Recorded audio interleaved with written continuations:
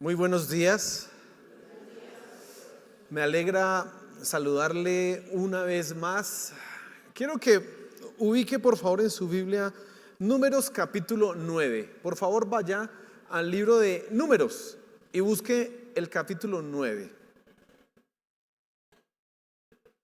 Ese libro es el cuarto de la Biblia, ahí está el comienzo. Búsquelo ahí, Números, y ubíquese en el capítulo 9. Hoy en la enseñanza quiero responder algo muy sencillo, una pregunta muy sencilla. ¿Qué significa vivir en la voluntad de Dios?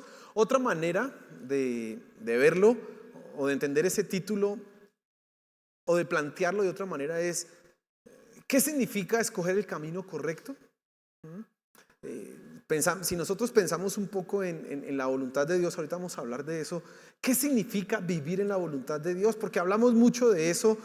Quizás tú nos visitas hoy por primera vez y lo escuchas en primera instancia, voluntad de Dios. Bueno, pues no tanto quizás lo tienes en tu mente como voluntad de Dios, pero sí el deseo de que las cosas te vayan bien, de tomar excelentes decisiones, de que a futuro tú no te equivoques. Todos quisiéramos tener realmente una certeza y una seguridad de que escogemos bien, ¿cierto? Eso sería algo importante. Quiero que hablemos de eso, pero la historia que vamos a leer hoy, bueno, no es tanto una historia, es como un comentario que se hace frente a algo importante ahí que está sucediendo en Israel. Habla de trasteos y cuando uno piensa en los trasteos, uno quisiera que fueran así. Mire esta imagen en primera instancia. Los trasteos quisiéramos que fueran así, como tan organizados, como que, no sé si usted ha visto por ahí la publicidad que dice Trasteos Rojas. ¿Sí ha visto? Esos carros rojos, chévere, que la gente tiene un equipo que carga las cosas, todo muy organizado, todo muy bonito, pero la realidad es que los trasteos no son así, sino son así. Usted no quiere pagarle a Trasteos Rojas porque le haga eso, porque resulta que cuando ya llegó el momento usted ya no tiene tanta plata, entonces usted resulta metiendo. Yo he visto trasteos hasta en bicitaxi. Con hartos, toca hacer hartos viajes, pero los hacen. Y entonces se vuelve una cosa complicadísima. Yo recuerdo, yo me he trasteado 2 veces, bueno, 3 veces en mi vida. La primera, no, muchas más, pero ya con uso de razón. Yo recuerdo, estaba recién casado, pues era el primer trasteo que tuve que hacer, pero digamos que ese no fue tan complicado porque uno no tenía muchas cosas. Soltero, uno que tiene el computador, ni la cama, eso ya le sirve a uno. Entonces tenía el computador, mis guitarras, un piano que tenía y la ropa y no más. Eso fue fácil. Pero pasados unos años, después de que estábamos casados con mi esposa, quisimos arreglar el apartamento y nos dijeron: lo arreglamos con ustedes aquí, pero eso es terrible, la tierra y el desorden, o se trastean y se devuelven en 20 días cuando ya haya quedado todo. Y pues dijimos, sí, esa es como mejor. Pero después de empezar ese trasteo dije, no, esa no era la más chévere, porque Dios mío, yo vivo en un 6º piso y no hay ascensor. Y ya no tengo una guitarra y un piano, sino que la ropa de mi esposa, que el no sé qué, que el computador, que el escritorio, ay Dios, los libros. Yo leo harto, eso eran cajadas de libros. Dios mío. Y guardamos el trasteo, me acuerdo en esa época, eso fue hace como unos 7 años, lo guardamos aquí en la iglesia en el 3er piso. Entonces 6 bajando y 3 subiendo. Pero el error que cometimos nosotros fue que el día del trasteo, la traída por acá, lo hizo el señor del camión, mi persona y mi esposa. Muy poquitos. Eso fue terrible, hermano. El señor del camión como que miraba ahí hay una especie de tragaluz, una cosa así grande, y decía: ¿y por qué no mandamos las cosas aquí con una soga? No, él fácil para no. Y no. Ya la siguiente vez cuando íbamos por allá le dije a un poco de muchachos del grupo Alabanza: me hacen el favor, me van a ayudar y que no sé qué. Entonces ya eso fue mucho más fácil. Ahora, ¿yo por qué te hablo de trasteos acá? Porque vamos a leer una historia de trasteos. Vamos a pensar en eso. Y creo yo que en esa historia de trasteos tú vas a aprender qué significa vivir en la voluntad de Dios. Como que usted, quiero que tenga preguntas, quiero que usted en la cabeza diga: ¿esto qué tiene que ver con la voluntad de Dios? Pero sí, usted se va a dar cuenta, porque es interesante cómo un trasteo te puede enseñar a ti lo que significa vivir en la voluntad de Dios. Cómo una mudanza te puede llevar realmente a entender qué es hacer la voluntad de Dios o cómo estar en la voluntad de Dios. Vamos a orar antes de leer la escritura y voy a pedir principalmente para que tú puedas comprender la palabra, para que eso llegue a tu corazón y tú puedas ser enseñado e instruido. Señor, gracias por esta mañana. Gracias porque hemos podido alabarte, cantar, gozarnos en la alabanza, pero ahora queremos que tú nos hables en la enseñanza. Por favor, Señor, que podamos entender qué significa vivir en tu voluntad, qué significa hacer tu voluntad y cuáles serían las actitudes que yo debiera tener para poder vivir en tu voluntad. Gracias, Señor. Amén y amén. Vamos a leer la historia y voy a empezar a leer desde el versículo 15, por favor. Versículo 15 del capítulo 9 de Números. Préstele mucha atención a esto. Dice así: y el día que fue erigido el tabernáculo, la nube cubrió el tabernáculo, la tienda del testimonio, y al atardecer estaba sobre el tabernáculo como una apariencia de fuego hasta la mañana. Así sucedía continuamente. La nube lo cubría de día y la apariencia de fuego de noche. Y cuando la nube se levantaba sobre la tienda, enseguida los hijos de Israel partían. Y en el lugar donde la nube se detenía, allí acampaban los hijos de Israel. Al mandato del Señor, los hijos de Israel partían y al mandato del Señor acampaban. Mientras la nube estaba sobre el tabernáculo, permanecían acampados. Aun cuando la nube se detenía sobre el tabernáculo por muchos días, los hijos de Israel guardaban la ordenanza del Señor y no partían. Y sucedía que cuando la nube permanecía algunos días sobre el tabernáculo, según la orden del Señor, permanecían acampados y según la orden del Señor, partían. Y sucedía que cuando la nube permanecía desde el atardecer hasta la mañana, cuando la nube se levantaba por la mañana, ellos partían. Y si permanecía durante el día y durante la noche, cuando la nube se levantaba, ellos partían. Ya fuera que la nube se detuviera sobre el tabernáculo, permaneciendo sobre él 2 días, o 1 mes, o 1 año, los hijos de Israel permanecían acampados y no partían. Pero cuando se levantaba, partían. Y al mandato del Señor acampaban, y al mandato del Señor partían. Guardaban la ordenanza del Señor según el mandato del Señor por medio de Moisés. Ya se da cuenta por qué estamos hablando de trasteos, porque básicamente esto es un trasteo. Pero si usted se fija un poco en los detalles de lo que acabo de leer, hay varias palabras que se repiten mucho. A la orden del Señor partían y a la orden del Señor acampaban.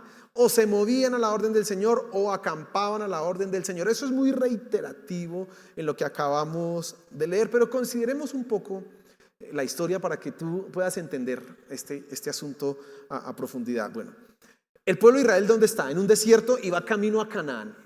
Ellos van en una travesía. Se cree que ese pueblo aproximadamente, dice, 600,000 hombres de a pie salieron ahí, no se contaban las mujeres ni los niños, y dice que mucha gente más se les unió. Probablemente algunos eruditos dicen que eso podía ser una cantidad de gente de 1,5 millones hasta 2 millones de personas. Era lo que habían ahí. Imagínense ese mundo de gente andando. Eso era lo que iba de camino a Canaán. Como estaban de viaje, ¿cómo tenían las cosas? ¿Usted cómo cree que tenían las cosas? Así como ese Volkswagen, ¿sí vio cómo lo tenían? Pues así andaban. Eso era con sus animales, con sus burros, con las bestias de carga. Ahí tenían absolutamente todo. Metían ahí todas las cosas. Ahora, vivían en tiendas.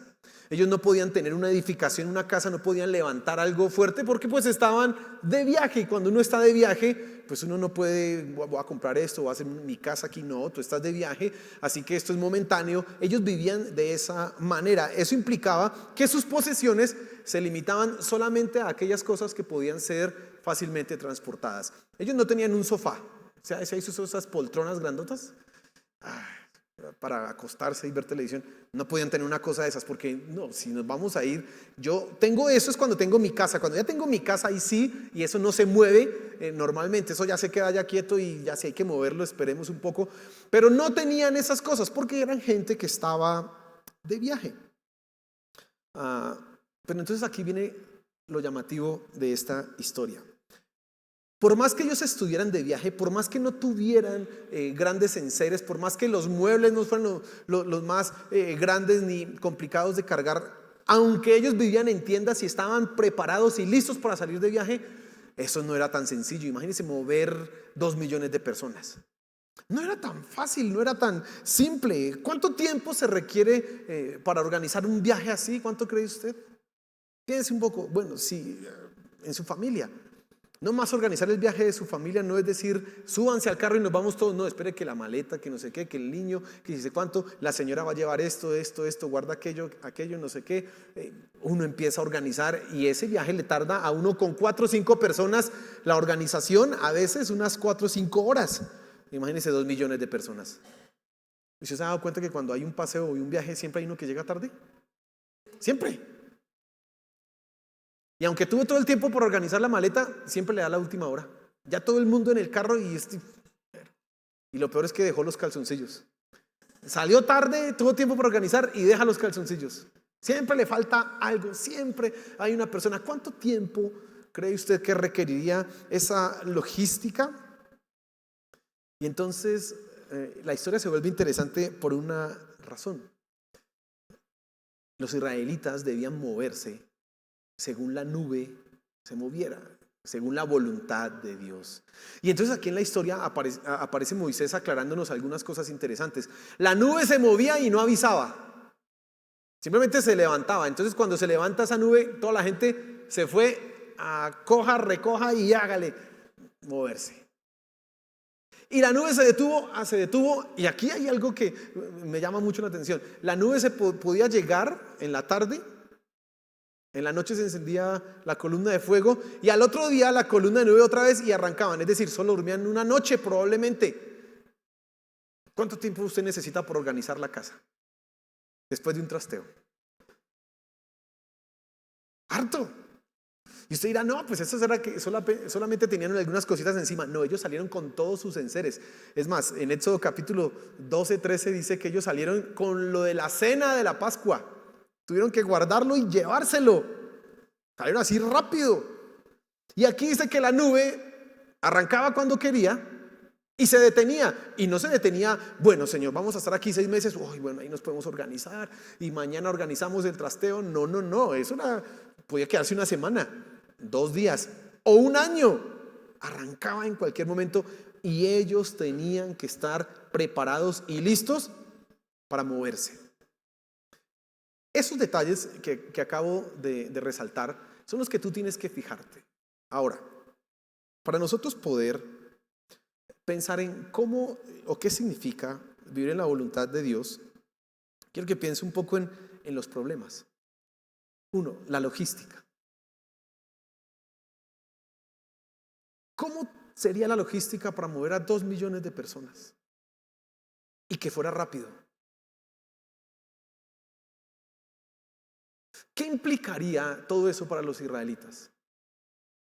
Piense un momento en otro problema, la incertidumbre. Nosotros estamos acostumbrados a vivir con planes. Tú te haces un plan a 10 años o a 15 años, tú tienes tu vida organizada y programada, pero acá dice que la nube arrancaba cuando quería y se quedaba lo que quisiera. Ay, me gustó este pedacito, pero la nube se fue, vámonos. Ay, aquí no está tan feo, pero se quedó 2 años acá la nube. Uy.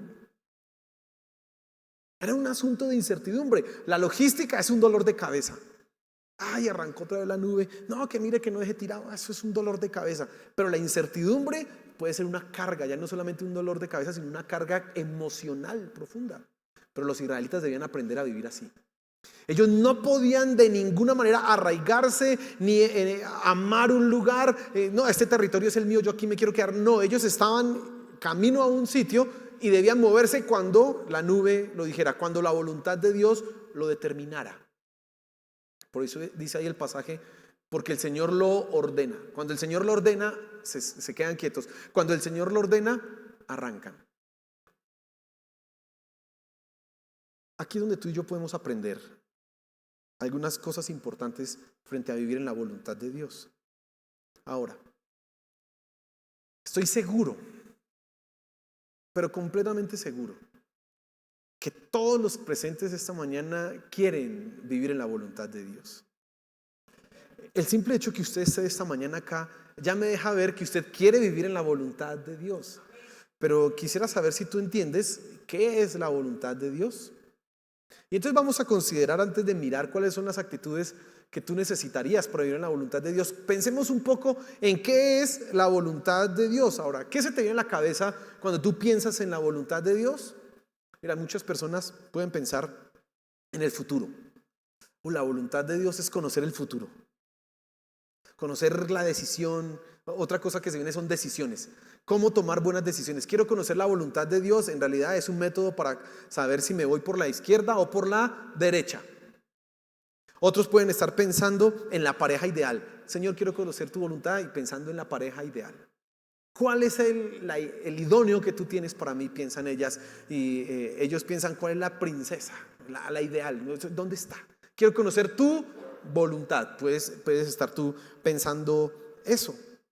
Otros pueden estar pensando, cuando hablamos de la voluntad de Dios, en bendiciones, en que te vaya bien. Ahora, vamos a definir exactamente qué significa la voluntad de Dios, pero en primer lugar tú necesitas entender quién es Dios. Lo primero que tú tienes que comprender es que quién es nuestro Dios. Ahora, cuando nosotros pensamos en Dios, tú tienes que entender que Él es el soberano del universo. ¿Qué significa eso? Que Él es el rey. Ahora, a nosotros a veces nos queda difícil entender un poco la perspectiva del rey, porque nosotros no vivimos en una cultura de reyes, sino de presidentes, y elegimos 4 años y se sale, y si no nos gusta hacemos una protesta y chao. El rey no. El rey era el rey, y lo que decía el rey se hacía. Nosotros vemos las películas y por ahí más o menos tenemos cierta idea. Y tú tienes que entender que Dios es el rey, el soberano de la creación del universo. ¿Por qué? Porque Él lo hizo. Como Él es el creador de todo lo que existe, Él es el regidor, Él es el que gobierna absolutamente todas las cosas. No hay nada, quiero que tú comprendas esto, no hay nada que se salga del control de Dios. Absolutamente nada. Tanto la creación natural, los animales, como los seres humanos, como los movimientos de los astros, todo lo que hay en el universo que aún no conocemos, nada absolutamente se sale del control de Dios. Eso significa que Él es soberano. No es un cargo nominal, no es un cargo de estar sentado en una silla, no, es que Él gobierna realmente todo lo que existe. Por eso en la Biblia tú dices que Dios es el que hace salir el sol sobre buenos y malos. ¿Sí? ¿Qué significa? Que cuando tú ves que el sol, bueno, en realidad ya hoy entendemos que es la rotación de la tierra y la traslación y todo eso. Dios es el que hace que todo eso esté funcionando. Todo ese mecanismo universal, ¿quién lo maneja y quién lo controla y permite que se siga adelante? Dios, el soberano. Pero no solamente en eso macro, sino en lo micro, en lo pequeño. Dice también la Escritura que Dios tiene contados los cabellos de nuestra cabeza. Y dice que no se vende un pájaro, o no cae a tierra un pájaro, sin que sea la voluntad de Dios. Es decir, hay un control de Dios de todas las cosas. Eso es lo primero que quiero que tú comprendas cuando estamos hablando de la voluntad de Dios. Ahora, esto es posible, la voluntad de Dios, o esto que yo acabo de mencionar, es posible por la omnisciencia y la omnipotencia de Dios. ¿Qué significa? Que Él lo puede todo, omnipotencia, y omnisciencia, que Él lo sabe todo. Por eso Él es soberano. Si no fuera así, pues nuestro Dios no sería un Dios. Si no tuviera esas cualidades, si no tuviera esas características, el Dios que nosotros adoramos, pues no sería Dios. Buscaríamos otro que tuviera esas cualidades. Nuestro Dios es soberano porque es el creador todopoderoso, pero además lo sabe absolutamente todo. No hay nada que se escape de su control, de su dominio. Y entonces, ya sabiendo quién es Dios, ¿qué es la voluntad? ¿Cuál es su voluntad? Escucha, en primer lugar, la voluntad de Dios, entonces se refiere al gobierno de Dios. Si Él es el rey, la voluntad de Dios se refiere a su gobierno. ¿En qué sentido? Es cuando estamos refiriéndonos a la manera en que Dios gobierna todas las cosas. La historia humana, el mundo natural, el mundo físico. Cuando hablamos de la voluntad de Dios, estamos entendiendo que es la manera en que Dios gobierna todas las cosas. Tienes que tener tú eso en mente y tenerlo claro. ¿Cómo son las cosas? Lo define Él. Y cómo se hacen las cosas, eso tiene que ver con su gobierno. Ahora, En segundo lugar, la voluntad de Dios es absoluta. ¿Qué quiero decir cuando afirmo que la voluntad de Dios es absoluta? Es decir, se cumple sí o sí. La voluntad de Dios no es el deseo de Dios. La voluntad de Dios es lo que efectivamente se va a hacer realidad. ¿Lo estás comprendiendo? La voluntad de Dios se hace efectiva, sí o sí. Por eso decimos que la voluntad de Dios es absoluta. ¿Qué pasa con la voluntad humana? Comparemos un poco. Uno puede querer, pero bien dice el dicho, ¿no? Del dicho al hecho. Sí, porque usted que quiera no significa que se haga realidad. Con Dios sí. Con Dios lo que Él ha determinado que se hará. Y punto. No hay excepciones a la regla. No hay excepciones a su voluntad. Eso quiere decir que la voluntad de Dios no es contingente tampoco. Es decir, no depende de lo que suceda, ¿no? Si Él determinó que va a llegar allá, Él va a llegar allá y nada va a interferir en su propósito. Eso te da seguridad, porque si Dios dice que tú eres salvo y que te va a llevar a ti al cielo, créeme que Él lo va a hacer. No importa lo que pase, Él lo va a cumplir en nosotros. ¿Sí? Él va a hacer efectiva esa realidad. Ahora, otra cosa, tercero, la voluntad de Dios, y escucha esto, no es coercitiva, pero sí es eficaz. Repito y ya te explico. La voluntad de Dios no es coercitiva, pero sí es eficaz. Es decir, la voluntad de Dios no te obliga a ti a nada, pero sí hace lo que ella desea. Ahora, y aquí es donde la cosa se pone un poco enredada y complicada, porque usted, ¿cómo así? Quiero que pienses en un ejemplo. ¿Recuerdan la historia del pueblo de Israel saliendo de Egipto? Había un señor que era el faraón, no nos dice el nombre de ese faraón, pero el faraón está ahí. Ahora, ese faraón, dice la escritura, se le endureció el corazón. Pero Dios le dijo a Moisés, unos capítulos antes, yo voy a endurecer el corazón de faraón para que no deje salir a mi pueblo y voy a mostrar mi gloria. Y aquí es el punto que tú tienes que comprender con respecto a lo que estoy diciendo. Dios no obligó a faraón para que él se endureciera. No, ¿quién no quería dejar salir al pueblo? Faraón. Él mismo en su corazón decía, yo cómo voy a dejar ir a los esclavos. Sería muy tonto si dejo ir a los que nos sirven. No, yo no puedo dejar ir a los esclavos. ¿Quién tiene el deseo? Faraón. Pero la Biblia dice que Dios dijo, lo voy a endurecer. Y entonces tú ves las dos cosas. Faraón de ninguna manera se siente obligado por Dios a hacer lo que está haciendo. Pero Dios dice, lo voy a endurecer. Ahí tú compruebas eso que te acabo de decir. La voluntad de Dios no es coercitiva, pero sí es eficaz. Es increíble, ¿no? Ahora, esto es un misterio. Realmente, esto es una cosa tremendamente profunda y nuestras mentes no alcanzan a comprenderlo. Pero con ese ejemplo tú puedes entender. Faraón no quería, es que él no quería. Es más, ya había muerto su hijo, el primogénito. Los israelitas ya se habían ido. ¿Y qué hace Faraón? Venga, pero ¿qué pasó? ¿Vamos a dejar ir a los esclavos? No, cogió su ejército y otra vez, a pesar de todo lo que le había pasado, insiste. ¿Quién lo hace? Él mismo. Es su deseo.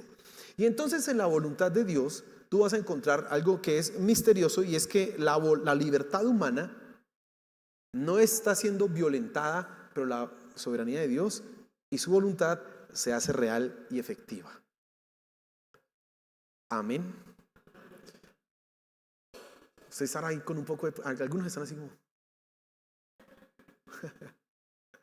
Es así. Es así. Ahora, nosotros no experimentamos la voluntad así. Imagínense los que son papás. A ver, levanten la mano los padres. Muy bien. Usted quisiera que su hijo hiciera su voluntad, ¿cierto? Pero como su hijo tiene libertad, él hace muchas veces, la mayoría, lo que quiere.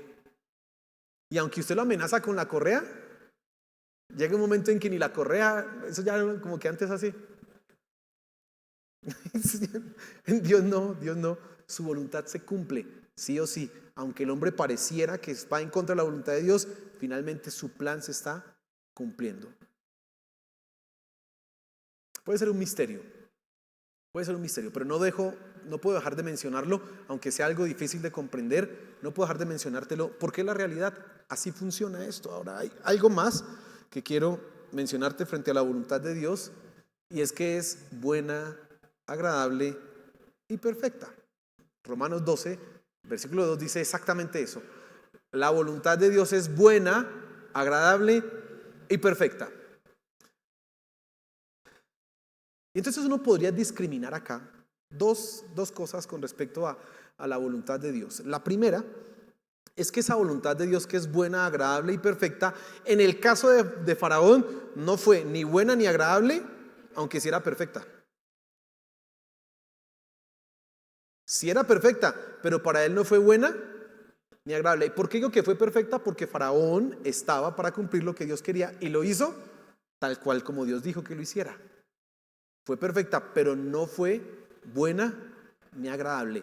En el caso del pueblo de Israel que salió de Egipto, fue buena porque fueron libres. Fue agradable porque ya no tenían a Faraón ahí que los estaba azotando. Y además fue perfecta. Y aquí viene un punto para que tú pienses. ¿Cómo quieres tú experimentar la voluntad de Dios? Perfecta va a ser siempre. ¿Pero la quieres buena y agradable? Esa ya es tu decisión. ¿La quieres buena y agradable? ¿O cómo la quieres? Mira, como nosotros tenemos ideas de la voluntad de Dios, una adicional es que nosotros pensamos que la voluntad de Dios es una entre muchas alternativas. Como que yo puedo escoger. Quizás tú que estás sentado acá has pensado en la voluntad de Dios como, bueno, más bien lo que hablamos acá en la iglesia, y tú escuchas todo y dices, oiga, está como interesante, sí, me parece bien, pero pues bueno, uno va pensando. Cuando tú actúas de esa manera, tú piensas que la voluntad de Dios es una entre muchas opciones. Bueno, esta me gusta, pero pues también como que los mormones también dicen algo como chévere. Venga, los testigos de Jehová aquí, hasta los de la santería también hasta pueden decir cosas interesantes y todos esos de la meditación trascendental. Y esta es otra entre muchas. Pero la voluntad de Dios no es una opción entre muchas alternativas. La voluntad de Dios es lo que te conviene y como yo mencioné hace un rato, es absoluta. Sí o sí estás en la voluntad de Dios. Pero el punto de decisión para tu vida esta mañana es precisamente si quieres que esa voluntad de Dios sea buena y agradable o no sea buena ni agradable para ti. Tú tienes que determinar eso. La voluntad de Dios se hará, es perfecta, pero tú tienes hoy que tomar esa decisión. Y entonces, miremos cuáles son las cualidades o características que tú puedes tener para vivir en la voluntad de Dios. ¿Qué significa entonces vivir en la voluntad de Dios? Bueno, te voy a mencionar 3 cosas principales para que tú lo tengas en cuenta. Primero, volviendo a la historia que leímos, los israelitas no podían vivir planificando su vida. Ellos no podían vivir, y escucha esto, haciendo planes. Bueno, llegamos a tal oasis, ahí nos quedamos 3 meses, descansamos y ahí sí seguimos el camino. No, ellos no podían vivir de esa manera. Tú, escúchame, tienes que aprender a vivir así. ¿Quieres vivir en la voluntad de Dios? Deja tus planes a un lado. Olvídate de tus planes. Usted mira, pastor, que no me proyecto para lo que voy a hacer este fin de año. Sí, proyéctate, pero que eso no sea lo que determine tu vida como si fuera lo único que existiera. No, recuerda lo que decía el pasaje que leímos. Tú vas a llegar allá y si la nube se mueve, usted arranca. Y si se queda quieta, usted se queda quieto. Y si arranca otra vez, usted arranca. Y si se queda quieta, usted se queda quieto. Ellos no podían tener planes a largo plazo. Ellos simplemente decían, vamos a Canaán. Pero hoy nos quedamos aquí, mañana en ese lugar 2 meses y después otra vez arrancamos. Tú tienes que aprender a vivir de esa manera.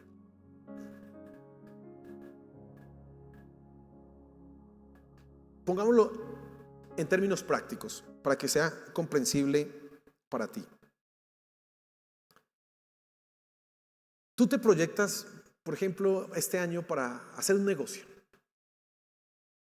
Y tú oras, Señor, quiero hacer un negocio, que esa sea tu voluntad. Esa es una muy buena oración.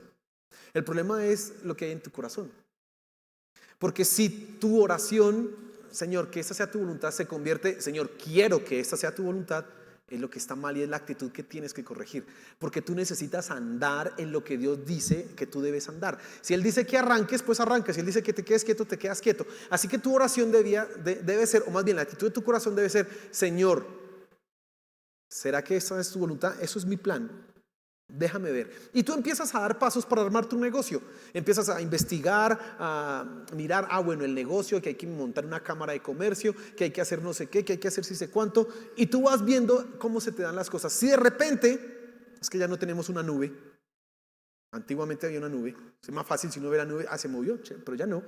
Si de repente tú ves que ese negocio está más complicado de armar, no, eso no me quieren permitir en la cámara de comercio, nadie me presta plata, no, eso hasta a los que le he dicho si me apoyan, me hacen como, sí, siga, que le vaya bien.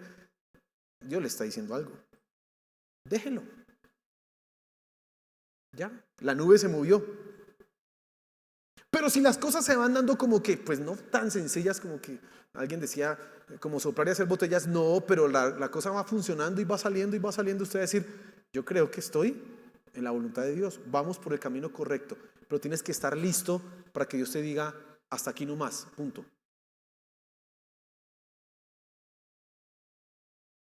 Yo recuerdo el año pasado, yo terminé un estudio, estaba estudiando y terminé. A mí me gusta estudiar, hermano. Me faltan las gafas. Bueno, tengo gafas. Usted sabía que yo uso lentes de contacto, ¿no? Sí, porque yo tengo gafas. Sí, como me gusta el estudio, no me pongo las gafas porque me veo más nerd. Pero a mí me gusta estudiar, realmente me gusta estudiar, me gusta leer. Todo ese asunto me gusta. Pero mire, yo terminé mi estudio y de una vez yo hice mi plan. Ahora tengo que ir al siguiente paso. Después de que yo terminé esto, tengo que avanzar al siguiente. Y para mí, mis planes son: tengo que avanzar al siguiente y tengo que avanzar al siguiente. O sea, estudiar mucho. Pero yo recuerdo que estaba en eso y había una decisión que en mi corazón, eso era en mi corazón: ¿lo hago a mi manera o lo hago a la voluntad de Dios? A mi manera es me meto y punto. Y ya. Finalmente, ¿qué de malo tiene que yo estudie? ¿Es malo que yo estudie? ¿Le puedo traer orgullo a mi mamá? Mira, mamá, lo logré. ¿Es bueno eso? ¿Cierto? Sí, es bonito. Pero, ¿cómo está mi corazón actuando frente a la voluntad de Dios? Entonces, en oración, ¿sabe qué me tocó hacer? Bueno, Señor, eso es lo que yo quiero hacer, pero vamos a ver si se puede. Lo voy a hacer de la manera correcta, no a mi forma, metiéndome, sino que voy a pedir permiso a las personas involucradas. Ahora le cuento. Tuve que pedirle permiso a mi esposa. ¿Sí? ¿El pastor les pide permiso a la esposa? Sí, claro. ¿Por qué? Porque cada vez que yo me meto a estudiar, es tiempo que le voy a quitar a ella. Tengo que estar haciendo trabajos, tengo que estar leyendo, y el tiempo de mi esposa, yo no puedo dejar de trabajar, ¿o sí? No. ¿Quién va a tener que sacrificar tiempo? Ella. Sí, como no tengo hijos, pues no les pido permiso, pero ella. Entonces, mira, amor, este es mi plan. ¿Tú qué piensas? ¿Me das permiso? Y puse cara de Jordana. No sé si se acuerda la cara de Jordana. No, hoy para los muchachos de hoy día puse cara del gato con botas. Porque ella tenía que evaluar y ella tenía que saber: bueno, Miguel Ángel se va a meter en esto, yo sé que va a estar ocupado y el estudio que va a hacer me quita 4 años, entonces ella tiene que asumirlo. Le pedí permiso a ella. 2, le pedí permiso a mi iglesia, a la iglesia. Hermanos, el plan, mi deseo es estudiar, hacer esto, pues apóyenme. Y gracias a Dios, bueno, cuando digo la iglesia, no les pedí permiso a ustedes, no, ustedes dirán: ¿cuándo me pidió permiso? A los hermanos de la junta directiva. Ahora, ¿por qué yo hice esto? Porque eso me determinaba a saber, me ayudaba a determinar para saber si lo que estaba haciendo era la voluntad de Dios o no. ¿Qué hubiera pasado si mi esposa dice: no, realmente tú ya estudiaste? No, yo quiero a mi esposo aquí, ayúdame, yo tengo 2 conflictos. O hago lo que quiera y me pongo a pelear con ella, o me someto, me sujeto. Como yo oré que esas 2 decisiones serían la voluntad de Dios, pues ya estaba tranquilo. Gracias a Dios me dieron permiso y ahí estamos estudiando. ¿Tú comprendes cómo funciona eso, cierto? ¿Sí? Así es como funciona. Entonces, tú tienes que aprender a vivir sin planes. Cuando digo vivir sin planes, es que tu corazón no se comprometa, sino que Dios diga sí. Por ejemplo, el que se quiere casar. Es bueno que se case, pero tiene que pensar así: Señor, ¿será tu voluntad que me case con tal persona? Entonces usted tiene que empezar a tomar cierta evaluación, ciertos criterios. ¿Es cristiano? ¿No es cristiano? Cumple estos requisitos. Perfecto. Señor, parece que esto sí es tu voluntad porque este es cristiano. Bien. Pero eso no significa que se tenga que casar o que sea la voluntad de Dios que se case. Usted tiene que seguir pensando: Señor, yo quiero casarme, mi plan es ese. Tengo la fecha, el 7 de diciembre me voy a casar. Pero Señor, si llega el 7 de diciembre y usted está con la mente y el corazón abierto, usted está diciendo Señor. Y puede que Él diga el 5 de diciembre: no quiero que te cases. ¿Qué va a hacer usted? Usted puede casarse, pero ya será la voluntad de Dios, quizás no buena, quizás no agradable, pero sí perfecta. ¿Lo estás comprendiendo? En segundo lugar, mi querido hermano, usted tiene que aprender a vivir desarraigado. ¿Cómo hacían los israelitas para poder avanzar cuando la nube dijera: vámonos de aquí? Pues tenían que estar desarraigados. ¿Qué es lo que hace uno cuando se arraiga con algo? Mire, uno ama su tierra, uno ama la comida, hasta los olores. Recuerdo que estos días estábamos hablando por allá con los profesores en el colegio, y una compañera llegó y dijo: yo estuve viviendo en España, no sé, un año, una cosa así, en una ciudad, y decía: eso es tan organizado, pero es que a mí me gusta el desorden de voz, a mí me encanta esa bulla. Hermano, uno está arraigado. Uno está arraigado a la comida, a los olores, todo eso, claro, uno se arraiga y uno se aferra a las cosas. Pero para poder seguir en la voluntad de Dios, tú tienes que estar desarraigado. Mire, los israelitas no podían arraigarse. Oye, este oasis, había un oasis ahí que se llamaba Elim, y se dice que habían 70 palmeras ahí en ese Elim. O sea, era un lugar bonito. Imagínense, llegamos acá, uy, aquí debemos quedarnos. Este es el mejor lugar, aquí debemos construir nuestras casas. Dios decía: nos vamos mañana. Usted no puede tener la actitud que tuvo la mujer de Lot. La mujer de Lot: se está destruyendo la ciudad, y ella, ¿qué quería? No, venga, yo me quiero quedar aquí. ¿Cómo la van a destruir? Venga. Y volteó a mirar y usted sabe lo que pasó con ella. Se convirtió en una estatua de sal. Usted tiene que aprender a vivir desarraigado. Por eso lo que yo mencionaba hace un rato es fundamental para nosotros poder vivir en la voluntad de Dios. Tienes planes, pero no te aferres a ellos. Tienes deseos y sueños, no te aferres a ellos. Miren, les cuento algo que nos pasó a nosotros, y es la pura voluntad de Dios. Nosotros queríamos ir a visitar una iglesia en California con mi esposa, mirar cómo funcionaba, cómo era el movimiento, el tejemaneje del liderazgo. Queríamos aprender para luego implementar acá con ustedes. Y eso fue en el año 2017. Y entonces, para ir a Estados Unidos tocaba sacar la visa. Entonces, bueno, ese era nuestro plan. Oramos: Señor, y mi esposa generalmente ya ora: Señor, si no es tu voluntad, estorba las cosas. Bueno, fuimos a sacar la visa. Usted sabe, yo soy docente del distrito, y el contrato que tienen los profesores del distrito es un contrato a término indefinido. Cuando yo fui a presentar, yo le fui a pedir permiso a mi jefe para ir a presentar la entrevista esa en la embajada. Mi jefe dijo: ¿y para qué es? No, es que va a pedir la visa. Ah, no, profe, eso le sale. Eso a nosotros, los docentes del distrito, me dijo ella, eso se nos la dan fácil, porque uno en el distrito eso es facilísimo. Así me dijo. Yo: ah, bueno. Íbamos confiados. Realmente, pues, ¿qué nos podía detener?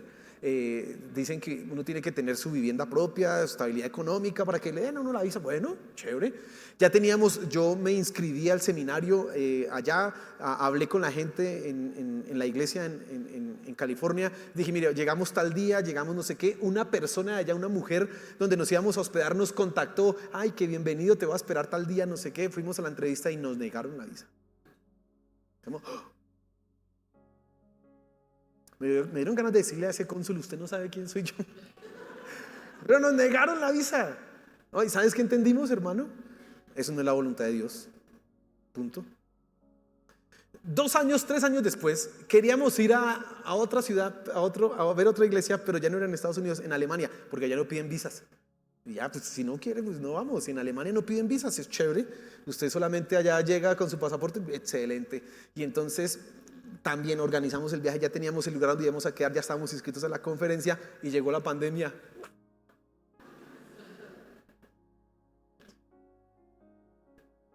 Mira, la voluntad de Dios nos ha dicho a nosotros desde el 2018 que ni es Estados Unidos ni es Alemania, sino es otro lugar, porque pudimos ir a Perú a conocer otra iglesia diferente.